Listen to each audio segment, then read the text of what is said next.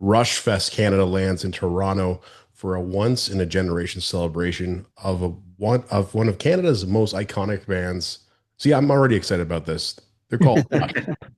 It's taking Yep. place Friday, August 1st at Massey Hall and Saturday, August 2nd at TD Music Hall. This two-day event marks 10 years to the day since Rush played their final concert in Los Angeles, August 1st, 2015. Feels like such a long time ago. Uh, Yeah. it brings together fans, friends, collaborators, tribute artists, and now Mimi for Coffee in the mix. Of course, big Rush fans all in this house. Curated Rushfest is being curated by Steve Brown and Canadian superfan and music journalist Paul Below. Yep. How are How's it you going? guys? We're Good. great, George. Yeah, we're good. Thanks for having us on the show. Hey man, this is a once in a lifetime opportunity for me to talk about Rush on an episode of mine. So, Yeah. um, Excellent. Steve, what inspired the beginning of Rushfest? Um, well, I suppose going back to my Rush origin story, like most guys and girls that I know, some girls. I'm going back maybe 40 odd years, 1982, when I borrowed a couple of Rush albums of a school friend's big brother. You know, it was always the big brother. And 2112 and a Farewell to Kings, and they blew my tiny mind here in Scotland. So within a few months, they were touring their Signals album in Europe, and I had a chance to see them in Edinburgh, and that was it. A new lifelong fan was born. Um, Alex, I'm a guitarist, and a lot of that had to do with Mr. Lifeson influencing me as a teenager. I went to uni, did all that kind of stuff. I've always played guitar, always been in bands. So I've been a professional musician now for over 32 years. Mainly sort of pubs, clubs, weddings, that sort of thing. We had a couple of good breaks in Japan with different bands. But the last 3 or 4 years, my main band has been a Rush tribute band here in Scotland, in the UK, called Moving Pictures. But going back a little bit further, about 12 years ago, um, I had an idea to start a Rush fan convention in Scotland, Rushfest Scotland. So that's been going now. The first one was 2014. And Paul Beaulieu, uh, uh, he became one of my best, he's now my best buddy. We first met in 2012 when my wife and I first visited Toronto. Paul and I had recently met up online through another Rush fan group, and we've been best buddies ever since. Paul's been across to all bar one of the Rush Fest Scotland's, and he's has contacts with the band and producers and band family members. So he's brought various members across as VIPs to Rushfest Scotland. So as the years have gone on, and all profit from those events goes to charity. To date, we've donated over a quarter of a million Canadian dollars to cancer charities. So we just Paul and I decided, right, let's take it to the mothership. Let's go Massey Hall. So that's it. So this is it, Rushfest Canada at Massey Hall. So that's the background. This sounds incredible. Steve, does your wife know you're more obsessed about Rush than her at all? Or She's sitting right here. oh, holy shit. Yes, Catherine. She yes she. Yeah. There's got to be Yeah, acceptance across. yeah. That's all good. It's all good. She's actually not going to come across this time because it's going to be so busy. But we may well come back to Toronto at the end of August to catch up with Nancy Peart and her charity event at the end of August. No Nancy does way. a golf Yeah. tournament. Yep. So Memorial golf we'll tournament. get a Yeah. vacation then, Catherine. And once a year, she has to put up with a knucklehead coming over and spending time in her house too. Yeah, usually sitting right across from this table. Yeah. No. Yep. It's it's quite a band. They've I would say in some instances like people don't give them the recognition that they really need, right? You know, they came out, had a unique sound. Getty's vocals are amazing. The musicianship behind everything is just it's way better than a lot of the stuff out there. Paul, for those of us who've never been, how would you describe the Rush Fest experience? Wow, it's really pretty cool. I used to help run and support Rush Con, which was a Canadian fan convention that started in 2001. And that and Rushfest Scotland are very the same in the fact that it's a bunch of Rush fans getting together and being able to enjoy Rush like we want to. You know, a lot of us, our friends may not even like Rush, right? You know, so growing up, you listen to your favorite band and went and saw them play many times, and then that was it. But all of a sudden, hey, there's a bunch of people getting together that hey, we can talk Rush all day long, listen to Rush songs, and we raise money for charity. How can you beat that, right? So yeah, Rushfest Scotland just kind of continued on with that, and yeah, we started off small in a little place, the Dreadnoughts in Bathgate. I just like that name, the Dreadnought. And then we expanded to Glasgow, and now it's a 3 day event. And what do you say, 400 people come out, I think, every year between all the different Yeah, yeah, nights and yeah. evenings. And again, everybody's just happy to be there. And you know, as soon as a Rush song comes on, Steve's band's playing, just like Rush. You see people out there drumming, singing along, everything else. So even 10 years after the last time Rush played, fans are still rabid for Rush. We just love them, right? And we just can't get enough. And it's really cool to see that you know the tribute bands and fan festivals continue on, and how many people come out, how many people still really enjoy the band. Yeah, yeah. Absolutely. You know, what's the biggest challenge in organizing Rush Fests? Everyone's unique, and this one, because we've scaled up the venue. You know, it's Massey Hall. Because, well, obviously people that know Rush will know that's huge in Rush's history. You know, it's where they recorded their first live album, which went on to be one of the best live albums ever recorded. And for those of us across the pond here, I would say your Massey Hall is the equivalent to our Royal Albert Hall. You know, it's one of the most iconic venues on the planet. So this we do things at a bit smaller scale in the UK, you know. So this time the challenge has been working with a venue that's on that scale and that caliber, and you know the contracts are like telephone book long, do's and don'ts and everything. So it's an experience. It's hard work. It's very time consuming, but it's coming together, and we're you know we're safe to say we're a little bit a little bit frazzled with it, but we're you know we're almost there, and we're going to get it across the line. And we know, well, from experience, the closer you get to it, you've worked so hard. When it actually comes to the event itself, you can only kick back and try and you do enjoy it yourself because there's nothing much else you can do, you know?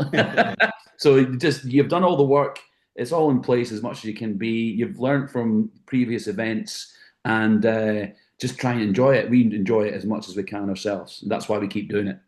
How much planning and coordination goes into pulling this off every year? It seems like a lot, eh? It's every year I usually go, right, this is the last one, this is the last one. But Yeah, the yeah. minute the door, I know, but the minute the door opens, it's like, oh, I'm already planning the next one. You know, it's like, right, this is be silly. But I usually head back home, and the last thing I hear is Steve going, "Ah, fucking no more." I yeah. probably haven't even landed yet, and I get a little text message. Oh no, mate, we got to do it again. We got to do it Yeah, again, well, right? So, the venue's booked. In fact, we're scaling up next year. We're going to, again, those of you that may know the UK, we're now taking to the Barrowland Ballroom in Glasgow, which is an iconic venue in Europe. It's not the same scale. It's not like a seated theatre. It's more like, a standing. Um, I don't know what would the equivalent be in Toronto, Paul, like a 2000 maybe like standing venue. historic wise, don't know, but now we have a place called History, and History is pretty well standing unless you've got the big bucks and can afford to go up in the balcony and sit at the tables. But I would say that's probably the newest venue, and it's definitely standing room only. Mhm. Uh, What about Danforth? I saw Tom well, Morello was Danforth at too, but Danforth. Danforth can put seats in. Last time Steve Wilson played there, it's definitely seated. But Would that be about 2,000 capacity, would you say? standing, I'd say yeah, 1,000, 1,500 maybe. Would you think? Okay, yeah, Somewhere yeah, around there. cool. So, Yeah. so, so the Well, there's Battleland no is all back backing in. down now. Like you already confirmed we're doing it next year as well, right? Oh no, no. Yes. Yeah. Seriously, let's get this one over the line first. Yeah. We'd love to, but seriously, let's get this one over the We line have first. proof here. Yeah, We have Yeah, yeah. proof I here. think we started a while ago, and I guess like I say, I'm lucky. I have a lot of connections in the Rush camp. So first thing in poor Terry Brown, I've known him really well. He's become a good friend. And I go, Terry, you're coming out, and then of course Terry and Hugh Syme, we've all become friends too. He did all the album covers for Rush, among many other artists. And so Terry and Hugh are going to be out there. That's great. We got Nancy Peart from the Peart family, and we got Sally Savinovich from the Lifeson side. So that's pretty cool. We've got Dave Barrett coming out. He's worked a lot with Terry Brown, and he does a lot of kind of more guitar stuff. But maybe I can put this in now. Steve doesn't even know this. I just got an email from Michael Sadler from Saga. His wife is doing the liaison between us, and he loves Dave, and he's played with Dave many times. So Steve, you might want to sing with Dave. So I'll just let you Wow, know that'd that. be cool. Yeah. Excellent. But we also have like another friend of Michael Sadler. He sang on three CDs for Kevin J. Anderson. Kevin J. Anderson was the guy that co-wrote the Clockwork Angels series of books with Neil. He's one of Neil's best friends for years, and he also wrote that other novel. I think they made it into a couple of movies, Dune, something like that. Spice. And I'm just kidding. He does write Dune, the Dune series too, right? He So took over from Frank Herbert. Yeah, yeah. yeah. So he'll be coming out, and I'll be speaking to those guys a bit on Friday, but even more time on Saturday, get a little bit more in depth. We just found out that Brad French is coming, and Brad was one of Neil's best friends. Didn't really realize that. So we're happy he's coming, and then hopefully, I don't know on the Friday night, but hopefully Saturday we can get him up for a bit. I'm sure he has some pretty damn cool Neil stories. He sent some pictures of Neil with his original kit that Neil used when he auditioned for Rush, and I'm going, man, how cool would that be? I'd love to I sit believe behind this. Brad owns that kit now. Does he? Brad. Does he? Yeah, Oh my yeah. God! So I'm going to play that kit someday. Oh, Oh, no. sorry, I'm getting excited. Yeah. But yeah, we have to emphasize that Alex and Geddy will not be there. This is a Rush fan event, and we really Yeah, have yeah, to emphasize that we have their blessing, we have the support. They're giving us yeah, signed items for the auctions. When Alex's sister Sally was over in Scotland this year, she actually said from the stage, Alex would love to have come across. But believe it or not, there are quite a few Rush fan conventions that happen all over the world, and they just can't show favor to one without doing them all, sort of thing. yeah. So we have to point out this is a Rush fan event, but as Paul just mentioned, we have a lot of the close crew and family members are coming along. Yeah.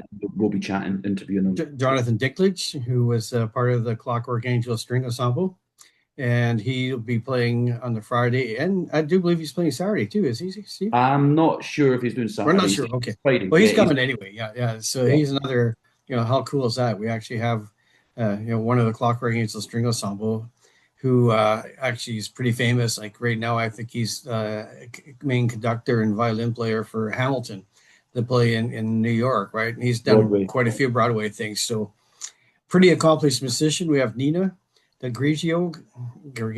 I always say that wrong, right? Nina De Gregorio. Gregorio. Sorry, De don't know why I have a Gregorio. problem with that one. But she's another amazing violinist. She was pointed out to me by Alex and his sister Sally, and she plays electric violin in a band called Femza Rock, which is her band, and they cover multitude of different bands, and I think they almost have a residency in Vegas.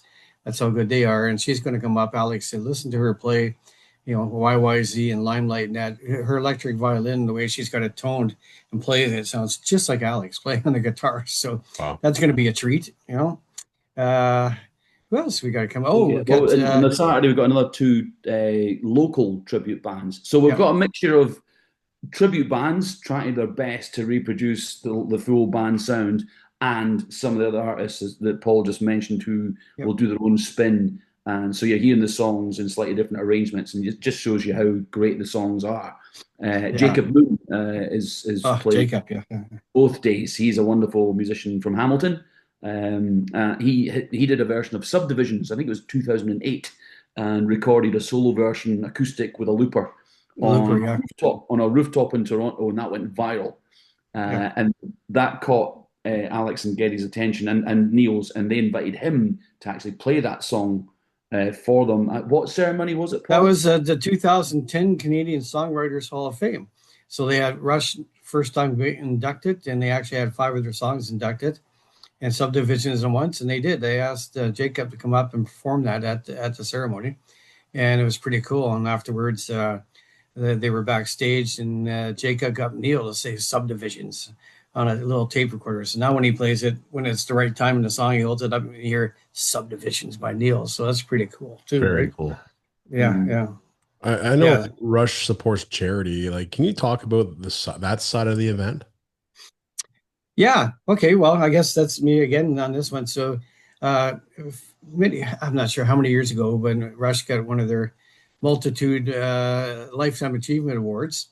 I think the prize money was 40,000. I think for that one, and they decided to donate all that and match it, and they donated to a charity called Brain Cancer Research Fund at Sunnybrook.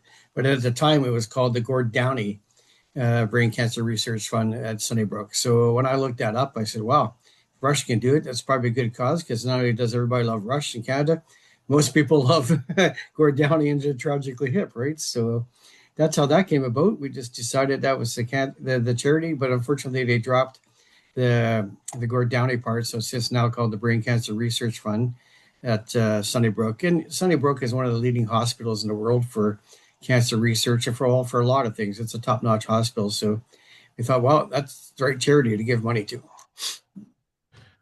What's your favorite Rush song, and does it change depending on the day? Yes. Yeah. Although I always hark back to A Farewell to Kings, the title track. Yeah. That was one of the first ones I heard, and it still blows my mind. It just, to me, it's I do. I mean, I've grown to love everything they've done to Yeah. a certain degree. To a certain degree, there's still, at the moment, Vapor Trails is my least favorite album, but that will change. Um, but I do always tend to, my favorites always come from the Terry Brown era. So today it's A Farewell to Kings. Mine, I would go back. It's another Terry Brown age one. I would say Natural Science. I mean, what a song. Who can write a song about a basically universe that's left behind when the tide retreats, right? And who can sing it? And then the guys just sit there and write the song for it. And it's unbelievable. And then Yeah. How do they second play off one, those technical bass riffs and stuff, and oh, it's and crazy, isn't it? still Yeah. do it, right? How still Yeah. sing? And play it Yeah, live, right? Yeah. yeah, that's the thing. The music. I mean, I've been a guitarist all my life, like I say, and I think for most people, it's the music that draws you in first, and then the lyrics are brought to your attention.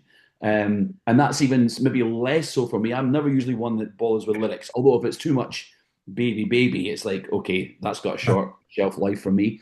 But what's just the gift that keeps on giving. Rush, Yeah. and I've been attempting to play it for the last 10, 12 years, sort of, on stage in front of people. And you think you know the songs, then you go away and learn them, you watch the DVDs, you pick up all the hints you can along the way, and there's always something in there. There's always something a bit extra.